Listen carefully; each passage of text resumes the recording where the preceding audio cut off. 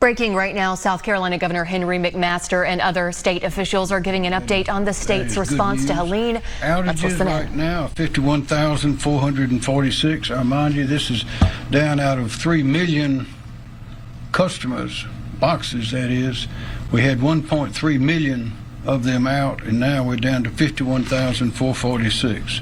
Number of troops out there helping, assisting, are still at above 1,000. The rivers are diminishing now. They're in the low country is where and somewhat in the Midlands where they're still high, but they'll be going down.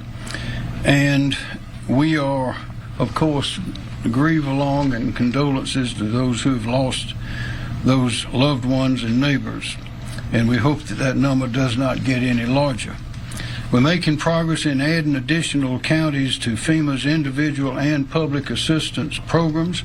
Since Saturday, we've added Allendale, McCormick, Hampton, York, Jasper, and the tribal members of the Catawba Indian Nation to the individual and public assistance lists. So here are the complete listings as of today. Excuse me, for individual assistance, there are 23 counties, individual assistance. And of course, you know how to apply for that. They are Abbeville, Aiken, Allendale, Anderson, Bamberg, Barnwell, Cherokee, Edgefield, Greenville, Greenwood, Hampton, Jasper, Lawrence, Lexington, McCormick, Newberry, Oconee, Pickens, Richland, Saluna, Spartanburg, Union, and York, and the Catawba Indian Nation. That's individual assistance. That's 23 counties. There are 23 for public assistance. That's government to government. 29. They are Abbeville, Aiken, Allendale, Anderson, Bamberg, Barnwell, Calhoun, Cherokee, Chester, Colleton, Edgefield, Fairfield, Greenville, Greenwood, Hampton, Jasper, Lawrence, Lexington, McCormick, Newberry, Oconee, Orangeburg, Pickens, Richland, Saluda, Spartanburg, Union, Williamsburg, York, and the Catawba Indian Nation. Our state and local partners are actively conducting damage assessments across the state and are still working to add additional counties. And I need to point out, we have FEMA people working with us. Of course, our National Guard is all over the place, as well as the State Guard. But remember, it will be the contractors as well as the National Guard and the power companies themselves that you will see moving things around with trucks and tractors and those chainsaws, those sorts of things. What FEMA does is essentially act as a bank, providing assessments and providing funds for things to be done and attempting to reimburse those people in those counties through these and other programs. In addition, on Friday, FEMA granted my request for public assistance to be funded at the 100% federal share for 90 days from the beginning of the storm. That's good. Ordinarily, it is 75% federal, 25% state. But for those 90 days, they will provide 100% funding for those 90 days, then it will drop back to the 75. To further assist our recovery efforts, Team South Carolina County Days are being held. They will start this week. Team South Carolina County Days, you've heard that phrase before, will bring state and federal agencies together to provide local residents and businesses affected by the storm a one-stop shop opportunity to learn and apply for relief sources available. They will take place as follows. October 9 at Clemson's Little John Coliseum. October 10 at USC Upstate Health Education Complex. On October 11th at Greenville Tech Student Success Center. Then in the week of, for those, that will be the 9th, 10th, and 11th. Then starting on the 14th the week of the 14th and the week of the 21st, there will be additional places, and they will be announced at different times. You'll need to check to see where they're going to be, but they'll be during those 2 weeks. They'll be at Union, Newberry, and Lawrence counties, and then at Greenwood, McCormick, and Abbeville counties, then at Barnwell, Bamberg, and Allendale counties, then at Aiken, Saluda, and Edgefield counties, and then at Richland and Lexington counties. And Department Administration Director Marcia Adams, who is here today, will provide information on that. I urge everyone again to be careful about scams. There are a lot of people who go out and take advantage of people in times like these. And as Mr. Howard has told us, no one from FEMA will ever come to your door and ask you for money for the hurricane relief. And you need to be very careful when people approach you. And also, if there's any evidence that chainsaws or any sort of product or service being offered at a very high price to someone who's in dire need, as they will be now, that is called price gouging. And you can call the State Law Enforcement Division, your law enforcement officers there, or the Attorney General's office for that. Finally, Hurricane Milton is up at a Category 5, which is fast and big. We don't know where it's going to go. They're predicting now that it likely will not come here, but we know that those predictions often are not accurate.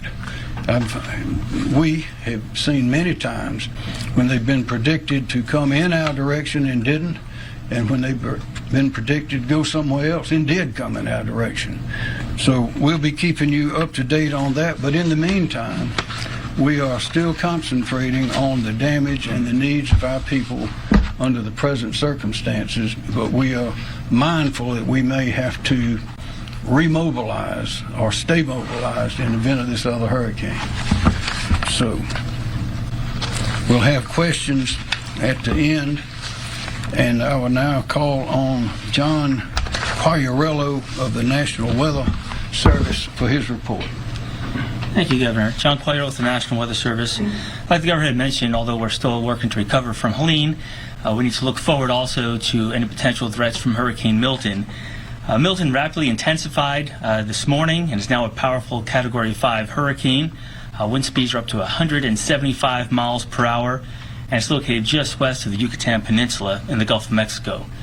Although fluctuations in intensity are expected, Milton is forecast to remain an extremely dangerous hurricane through landfall along the west coast of Florida sometime late Wednesday.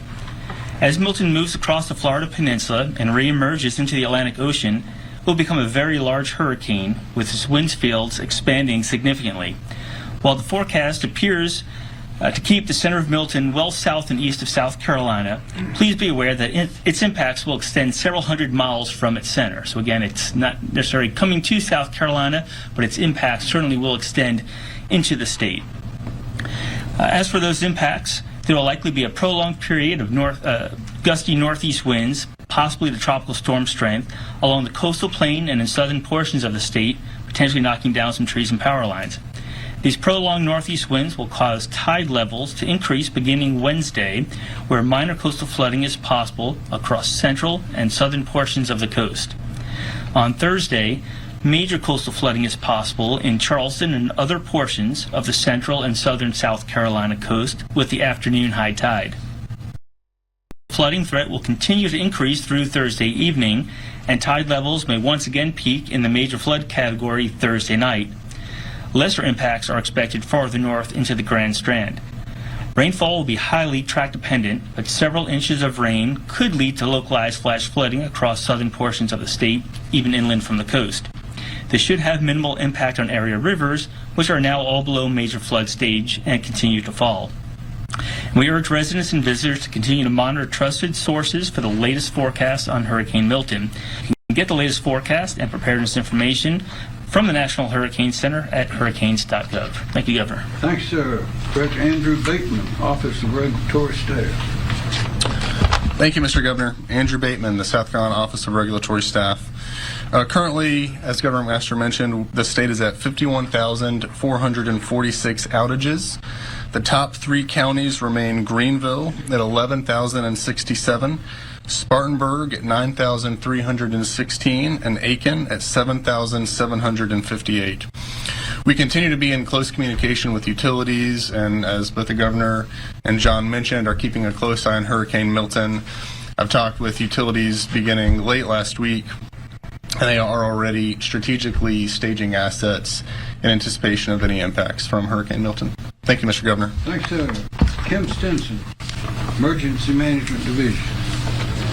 Thank you, sir. Based on the current condition, as we clean up from Hurricane Helene, the State Emergency Operations Center has moved to operating condition 2, which is an enhanced level of operations just below operating condition 1, which is our highest level of readiness. However, we are prepared to return to OPCON 1 in response to Hurricane Milton if that becomes necessary. Currently, the top State Emergency Operations Center priorities are completing clearing roadways, completing power registration, shelter operations, food and water distribution, and very importantly, transition to recovery. EMD continues to have several of our regional personnel deployed to assist local authorities, and we also coordinate very closely with the county emergency management officials. Currently, right now, there are 13 county emergency management centers that are operational, but there's 33 counties here in South Carolina that are at steady state operations. The county operational focus is similar to us in terms of road clearing, power restorations, sheltering, food and water distribution, and transition to the recovery piece. We've got some updated damage assessment information, and this is not the final count, but it's what we got right now. Is on the residential side, we have 29 counties reporting over 5,200 damaged homes, of which over 300 are destroyed and over 1,700 with major damage. The counties with the highest number of damaged homes are Aiken with over 1,300, Spartanburg with 700, and Greenville with over 700. 16 counties are reporting over 160 businesses with some level of damage. And then the public assistance costs, that's the debris, infrastructure damage, and emergency protective measure costs, are being reported by 38 counties for a total of over $250 million. County governments are open today in all counties in South Carolina except one, and that's McCormick County. In the logistics area, we have actioned over 1,000 logistics requests, of which 700 have been closed out, with the remaining in progress. The most requests are for water, shelf-stable meals, fuel, and point of distribution support. Currently today, there are 6 points of distribution to issue food and water, primarily in the upstate. However, we expect those to close later this week. So far, we have distributed over 800,000 meals, 1.3 million liters of bottled water, and over 3,500 tarps. Under the Emergency Management Assistance Compact, we have received resources from several states, including Colorado, Delaware, Louisiana, Massachusetts, Minnesota, Mississippi, and New York. And that assistance has been ranging from anywhere from search and rescue teams to emergency operations support. The governor's already gone over the federal assistance on the individual assistance side, and that's to assist individuals and families from recovering from this storm. And he's also covered the public assistance, which again is reimbursements for debris, emergency protective measures, and repair or replacement of government facilities. And last item is we are coordinating with FEMA and the counties for opening disaster recovery centers for citizens to get questions answered and to register for federal assistance. Sir, thank you. Thank you, General Dan McCarty, National Guard. Thank you, Governor. We still have over 1,100 soldiers and airmen at the South Carolina National Guard, to include members of our State Guard on duty. As we had briefed earlier, we had an EMAC through the Emergency Management Assistance Compact, where we brought in airmen from the state of Mississippi, airmen from Florida, and soldiers from New York and Michigan. The airmen from Florida were recalled to go back in support of Hurricane Milton. They left yesterday. The New York Guard will be leaving today, but they have been remissioned to go to North Carolina. The Mississippi Guard will be leaving back tomorrow. The Michigan Guard was en route to South Carolina, but had been remissioned to go to North Carolina. We're in the process of supporting an EMAC request from Florida to send down approximately 70 soldiers and 30 high water vehicles to assist them in evacuation processes. We're in the process of restructuring our force. As the mission demand has gone down, we'll be bringing our soldiers and airmen off duty. Many of these soldiers and airmen came from the affected counties, so it's important that we get them back to their homes. Many of them, though, need to go back to their jobs. We are preparing, though, to be able to support the state in preparation for Hurricane Milton and stand ready to support the state in any other regard. Thank you. Thank you, General. Secretary Justin Powell, Department of Transportation. Thank you, Governor. In spite of the damage that nature has been inflicted on us, SCDOT crews continue to be blessed in getting the job done, being safe, and working with the partnerships we've made with utilities and local governments. SCDOT has shifted its focus from responding to Hurricane Helene to recovering from Hurricane Helene. On Friday, SCDOT completed cut and toss operations on all state highways outside of a few remaining power line entanglements. At present, we have 72 roads closed across the state right now. These are due to damages from the storm and not trees in the roadway. Many of the repairs are small, like shoulder washouts or drainage repairs. We are assessing damages and quickly mobilizing either our own forces or contractors to make the repairs. There are larger repairs, however.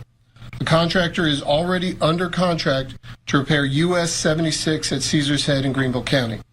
This action was funded by $2 million in quick release Federal Highway Administration emergency relief funds. I've been in touch regularly with Acting Federal Highway Administrator Kristen White, and she is committed to assisting us through the recovery. We have identified 4 bridges that will require replacement as a result of the storm, and we're working to get those under contract as quickly as possible. These are US 76 over the Chaga River in Oconee County, West Washington Street and South Hudson Street in Greenville County, and North Burris Road in York County. The other major issue out there is the debris on the side of the roadway. Debris crews from both SCDOT and contractors are mobilizing now. These crews will first focus their attention on our interstates and our primary routes. As they progress, they will then turn attention to our secondary roads and neighborhood streets owned by SCDOT. In 16 counties west of a line from Gaffney to Barnwell, you will see contractor debris crews on the road. SCDOT asks community members in the impacted areas to pile debris on the side of the road safely out of the roadway. We ask that debris be placed away from fire hydrants and mailboxes. Separating debris between vegetative and other debris will help us expedite the process of cleaning up our roadways.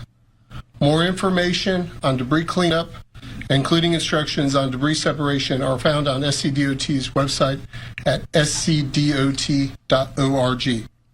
Our crews have been working since before the storm made landfall, and we will not stop until every South Carolinian is back to normal. When nature does in a few hours, it takes time and money to repair and replace. I want to assure you that we are in this together, and we'll be working alongside the public as we get back to normal. Thank you, Governor. Thanks, sir. Brett Howard, FEMA. Good afternoon. Thank you, Governor. I'm Brett Howard, Federal Coordinating Officer with FEMA. We continue to work side by side with Team South Carolina, the local emergency managements, to assist the state and the disaster survivors in their greatest time of need. We have fulfilled the request for commodities and stuff to help the state get out to help the response piece, and now we're really starting to focus with the state and a very much state-led recovery. I was pleased to announce, and the governor announced, that the Catawba Indian Tribe, Jasper, and York counties were designated the other night, which was a quick turnaround due to the fast work and the great work that was done by the state to to gather those damages. I want to remind everyone the quickest way to apply for FEMA assistance is disasterassistance.gov, or you can call the 1-800-621-3362 number, or the FEMA app on your phone. I do recommend disasterassistance.gov. It is the absolute fastest way to get assistance, and this is assistance for homeowners, for renters, to help with rental, temporary repair of your home, and things like that. Right now we have approved over $57 million. So thank you, media outlets that are supporting this and helping us get the word out. It is getting out. We're seeing uptick in registrations. We're getting funded, getting money out on the street. I have disaster survivor assistance teams on the ground right now working in the pod locations and anywhere that the state has designated that they need FEMA, the FEMA force out there to help registrations. As of this morning, I have 217 staff on ground. We continue to bring in more as the requirements have an uptick in recovery to make sure that we are right sized, that we have everything and everyone on board to help the state in recovery. And in closing, I want to make sure I get this 2 points left. First point is, if you register for FEMA assistance and you get a denial letter, I want to address it right now. Do not accept the denial letter for the end-all be-all. That is not necessarily the end of your recovery. Read the letter very carefully. Don't throw it in the garbage and think you have no recourse. Read the letter. It could be something as simple as you left off the last digit of your Social Security number. Your zip code's missing. It could be something very simple. And so we need information. If you have a question, pick the phone up, call that number, 1-800-621-3362. Call us. We will work with you through this situation. It could be something, it could be a documentation that we need or anything like that. So please call us. Don't accept that no. Read, find out what it is, and then call and we'll help you. The second point I wanted to make, everywhere you see a FEMA shirt in South Carolina, the locals know we're coming. The state has sent us there. We are not out and about anywhere that's not coordinated with these agencies and the counties. We don't freelance. They know we're coming. They know where we're supposed to be, and we are achieving the mission we were sent there to do. I just wanted to make sure that everybody understand that, especially when the governor raised the point about fraud and things like that. If somebody approaches you, if they don't have a FEMA badge on, and they're not us. We don't ask for money. We don't ask for resources. We are there to help. We bring you the money and the resources. So thank you, Governor. One more time, that number 1-800 what? 621-3362 or 1-800-621-FEMA. Okay, thank you. Yes, sir. All right, Marcia Adams, Department of Administration. Yes, sir, Governor. Good afternoon. As the governor announced today, Team South Carolina County Days will begin this week. It is designed to be a one-stop shop where state and federal partners and nonprofits come together to offer citizens disaster relief assistance. During these events, officials from FEMA will be taking applications for individual assistance. Officials from the Small Business Administration will provide information about disaster loans for businesses affected by Tropical Storm Helene. Officials from the South Carolina Office of Resilience will provide case managers to assist citizens with applying for disaster relief, and we'll have many other state agencies there that will be offering an array of services and information such as mental health assistance, safety and health information and services, environmental services, and information and services for seniors, veterans, and children, and information concerning insurance and unemployment benefits. In addition, representatives from several nonprofits will be present to lend assistance with relief needs. Again, as the governor announced, this week's locations will be in the upstate, Wednesday, October 9th from 10 a.m. to 4 p.m. in Clemson, Littlejohn, serving Pickens, Anderson, and Oconee counties. Thursday, October 10th from 10 a.m. to 4 p.m. in USC Upstate and serving Spartanburg and Cherokee counties, and Friday, October 10th, 10 a.m. to 4 p.m. at Greenville Tech, serving Greenville County. Again, additional Team South Carolina days will be scheduled for the weeks of October 14th and October 21st for other impacted counties. EMD, the South Carolina Office of Resilience, and the Department of Administration are coordinating those locations and times, and they will be announced just as soon as we can. Thank you. Thank you, ma'am. Ben Duncan, Office of Resilience. Thank you, Governor. Ben Duncan, Chief Resilience Officer. The Office of Resilience is partnering with the ONE-SC Fund. The ONE-SC Fund is now accepting monetary donations, and they grant donations to community organizations to assist in the relief and long-term recovery efforts. In prior events, the ONE-SC Fund has distributed over $10 million, assisting more than 2,300 individuals with their recovery efforts. Donations can be made at onescfund.org. Again, that's onescfund.org. Thank you, Governor. Thank you. Mike Leach, Department of Social Services. Thank you, Governor. Mike Leach, Department of Social Services. South Carolina currently has 8 shelters open. 7 are general population shelters and 1 medical needs shelter. 98 individuals are in the general population shelter and 5 individuals are in the medical needs shelter. Our team has begun identifying specific needs for our remaining clients to work through toward long-term solutions. Our highest amount of shelters in one day during this event was 18 total shelters, 11 general pop and 7 medical needs shelter, and we had a total of 413 individuals at that point in time. Feeding operations continue through local organizations, faith-based organizations, and volunteer organizations like Operation Barbecue Relief, South Carolina Baptist Disaster Relief, and Salvation Army. Sites are in Aiken, Cherokee, Edgefield, Greenville, Greenwood, Lawrence, Newberry, Saluda, and Spartanburg. And Red Cross has a total of 58 routes or fixed feeding sites scheduled to receive meals today. SNAP mass replacement. Today, DSS requested a federal waiver for 29 counties that have met the threshold. This is for current SNAP beneficiaries. This will provide benefits to approximately 168,140 cases, or 356,873 individuals, and we are asking for 100% replacement, and we hope to get an answer from the USDA as soon as possible. Thank you. Thank you. Director Ed Simmer, Department of Public Health. Thank you, Governor. Good afternoon, everyone. Dr. Ed Simmer, Department of Public Health. We continue to make good progress with our medical facilities. We only have 2 left that are on generator power, and we're hoping to have both of them back to regular power this week, so our medical facilities are largely functioning normally. We continue to focus on medical needs across the state. For those who need oxygen bottles, we continue to have oxygen bottles available through our county partners. So if you are in need of oxygen, please visit our website at dph.sc.gov, and you'll find a list of counties there that have the oxygen available and how you can reach that. In addition, you may have heard that there is a factory in North Carolina that makes IV fluids that was just heavily damaged during the storm.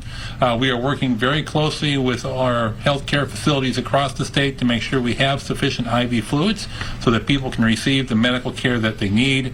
We're working with them to conserve supplies and make sure that while the federal government works with that factory to try to get manufacturing back online, no one is denied medical care because we don't have the supplies that we need.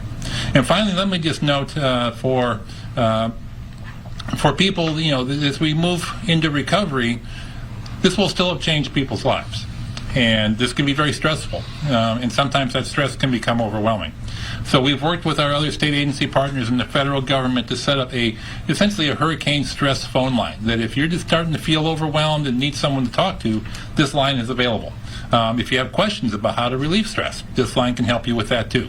So let me give you that number. It's 1-800-985-5990. Again, 1-800-589-5990. You can also use that with both voice and with chat so that you can reach out and find someone to talk to if you need to. With that, Governor? Say that number one more time. Yes, sir. 1-800-589-5990. 5990. Okay. Thank you, sir. Thank you. Are there any questions? Governor, if we maxed out the number of counties that could get federal assistance, where are assessments taking place? Who wants to answer that? We're looking at several counties right now, at least 4. We've got, let's see, I guess I don't have them on my list, but we're looking at, I know Chester is one of them, Beaufort possibly, and there's 2 others, but I don't seem to have, oh wait a minute, Chester, Colleton, Fairfield, and Orangeburg, and then possibly Beaufort. Next question. This is for a FEMA question. And just in case somebody does get a denial letter and in fact they are denied, where do you point them for the next step? Call us back if they don't understand why. Get back on the phone, 1-800-621-FEMA. We're in the process of working with the state to set up disaster recovery centers, in which we will have FEMA staff. There'll be state agencies there too that they can come in and sit down and work with us and work through it. And the state will be at some point. I don't want to speak for where and when, but at some point here in the near future, those centers will start opening, and we'll be able to point people there if you have questions or need help with your registration. All right. Question? Governor, can I say something real quick? Yes, sir.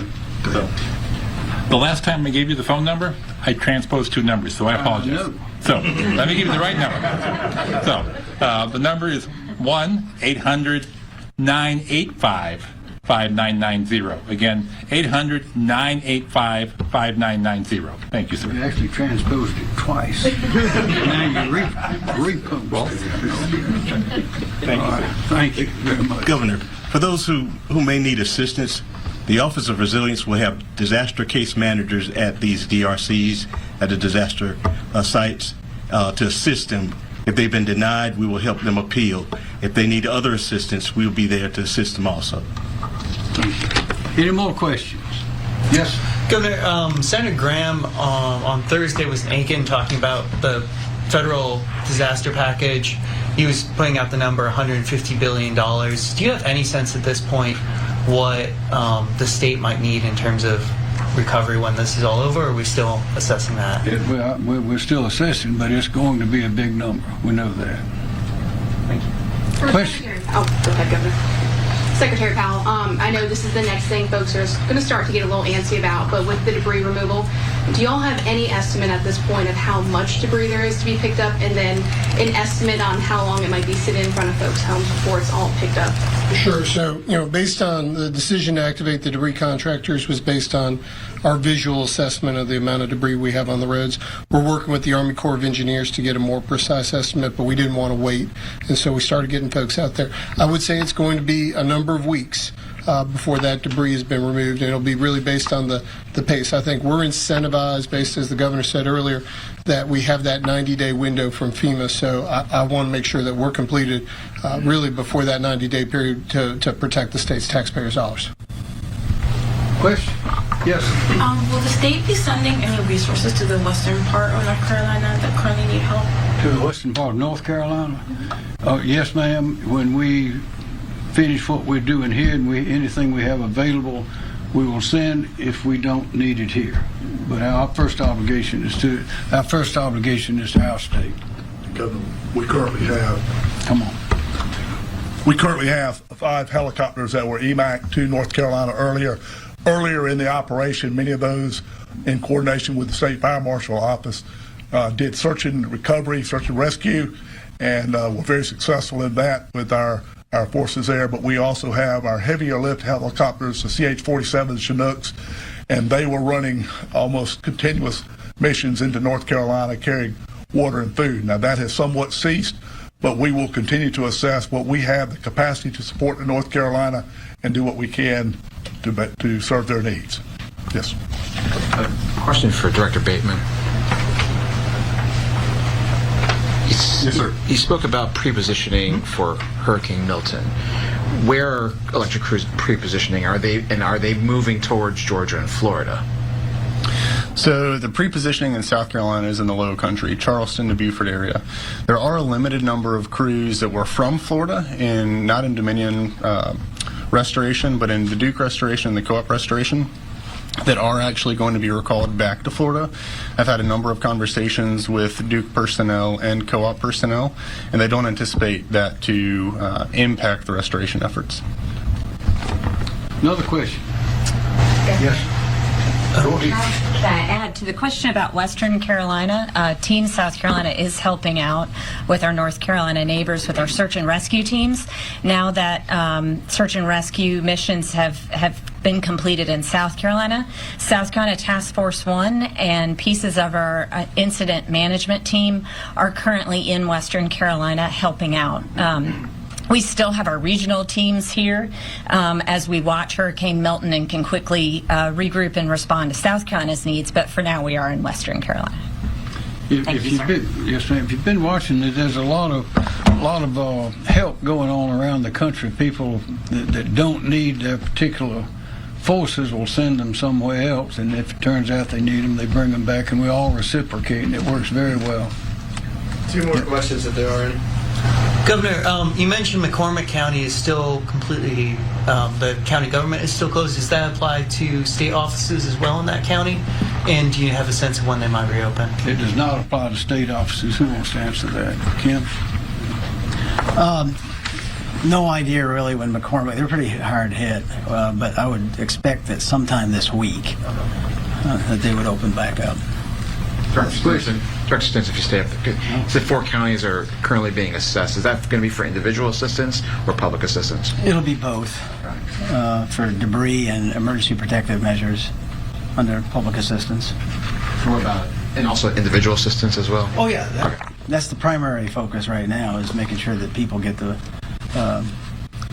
assistance that they need. More questions? Thank you very much.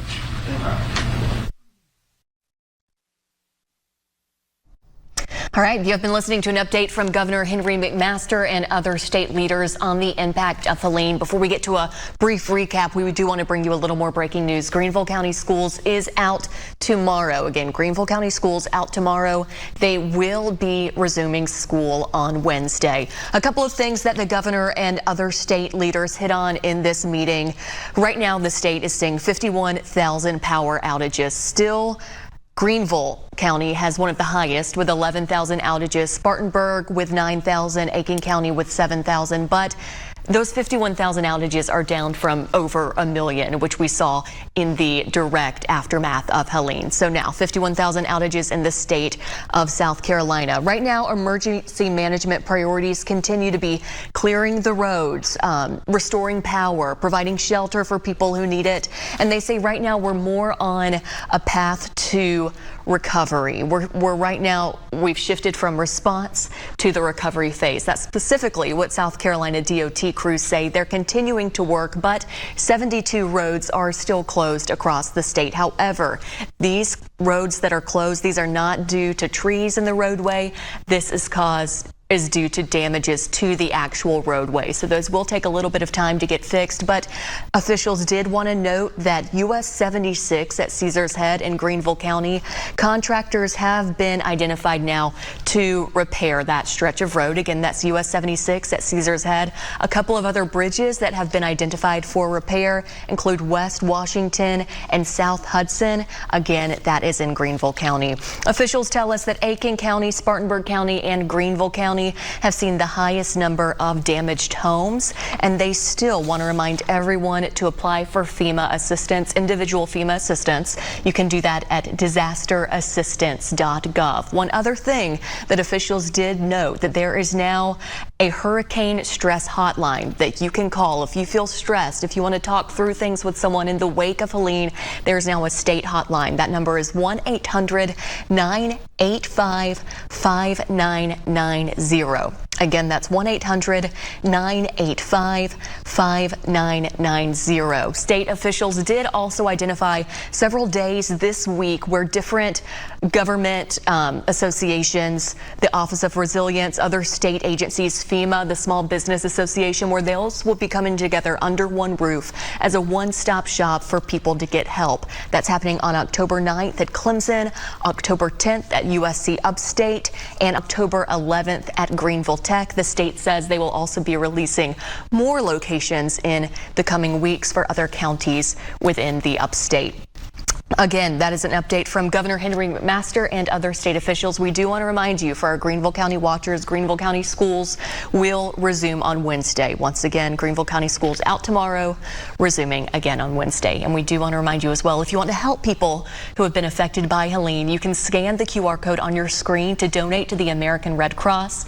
You can also find information about helping storm victims on WIFF4.com and on our mobile app. Right now, we return you to your regularly scheduled programming.